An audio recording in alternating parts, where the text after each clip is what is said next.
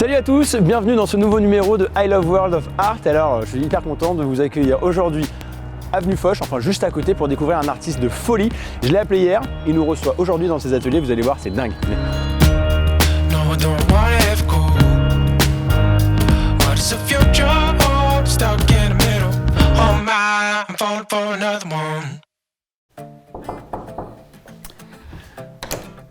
Bonjour Mathieu. Salut Tarencio. Salut, comment vas-tu? Ça va très très bien.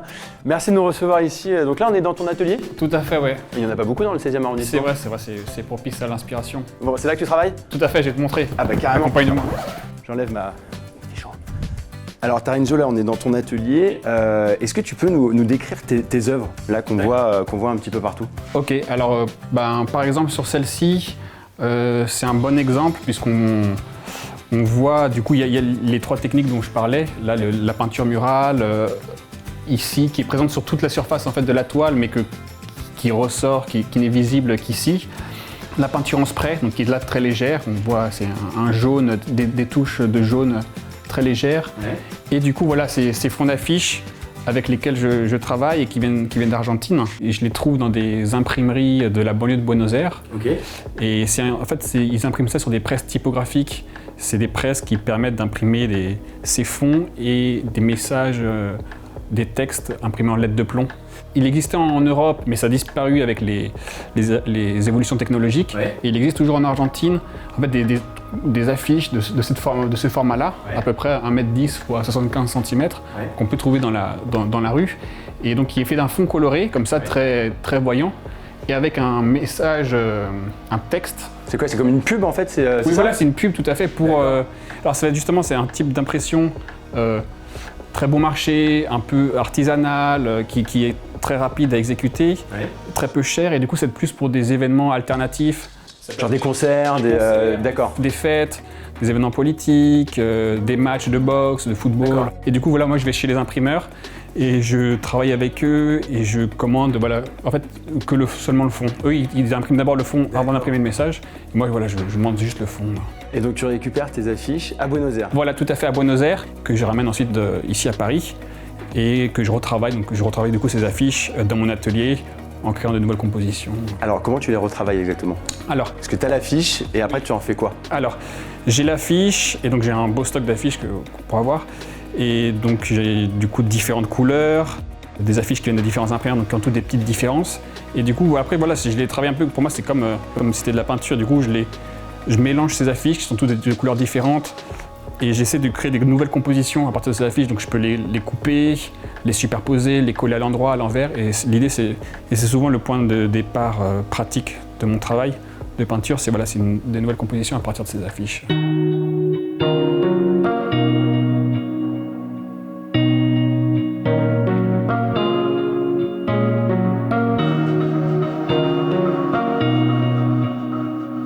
Quel est ton message à toi?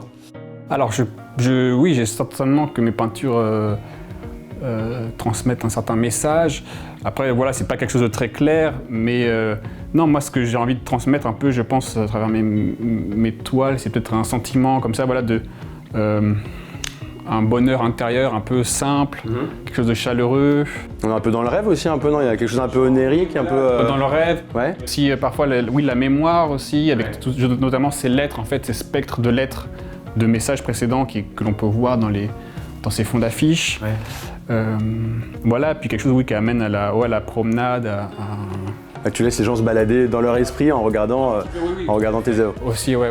Alors, les affiches. Oui. On les retrouve dans la rue. Tout à fait. Toi, t'as un kiff avec la rue, il y a un truc, enfin t'as toujours travaillé là-dessus. Voilà, oui, j'ai toujours été très sensible en fait à mes promenades, je m'en suis rendu compte avec le temps dans la rue, ouais. Voilà, donc c'est découvrir notamment à Paris, j'ai grandi à Paris, donc l'architecture qui est très belle, donc se promener dans les rues, découvrir cette architecture, les jeux de lumière que l'on peut avoir, les reflets, la peinture. Le street art, c'est quelque chose qui te marque? T'as déjà fait du graffiti, voilà. Tout ça? Plus jeune, je m'y suis intéressé, ouais. C'est vrai, et justement j'ai pu en faire aussi moi, un peu voilà en décalage un peu du reste, et c'est là aussi justement où je pense que je me suis approprié un peu ce vocabulaire ou cet alphabet, justement, ces techniques qui sont liées du coup à la peinture en spray, au collage d'affiches et à la peinture, voilà, avec de la peinture murale. Tout à fait. Et tu as fait un truc, alors j'ai vu une vidéo de toi où tu tagues un mur. Ah voilà. Tu fais, je sais pas trop, enfin comme des rectangles, des carrés. Et en fait dans la vidéo, on la voit là en ce moment à l'image, dans la vidéo on voit qu'il y a les personnes qui viennent nettoyer la rue, qui viennent nettoyer ce que tu as fait juste après. Pourquoi tu as fait ça? Et surtout, l'étape d'après, il me semble que tu as bossé aussi à leur place et c'est toi qui as nettoyé après.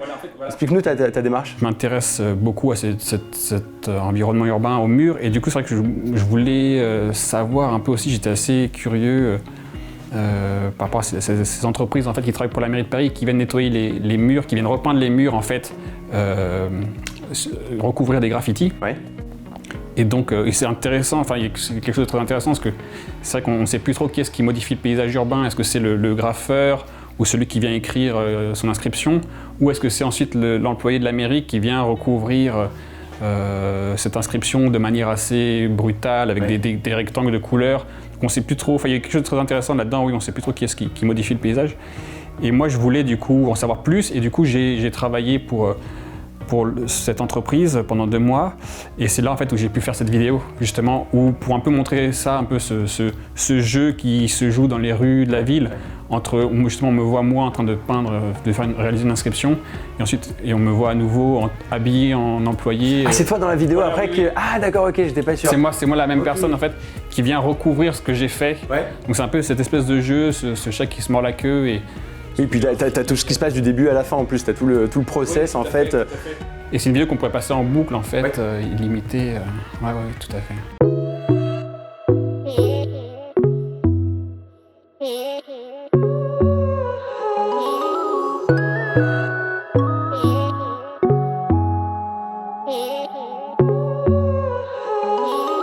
Tes influences, il me semble que tu as de la famille et ton papa qui est peintre, il me semble. C'est ce qui t'a boosté à faire de l'art ou ça vient d'ailleurs? Oui, alors non, c'est sûr que j'ai toujours baigné un peu dans un environnement culturel, et donc ça m'a, je pense, éduqué l'œil et puis ouvert à plein d'artistes.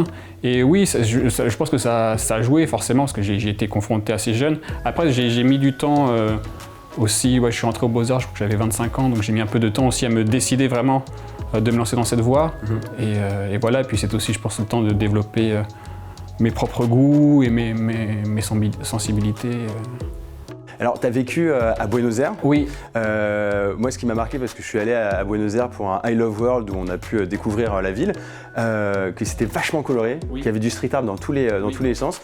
Tu as vécu là-bas. C'est une source d'inspiration. Qu'est-ce que ça t'apporte, toi, dans ton travail? Oui, je pense. Moi, j'y ai passé 1 an et c'est vrai que oui, forcément, c'est une expérience qui m'a beaucoup marqué. Ouais.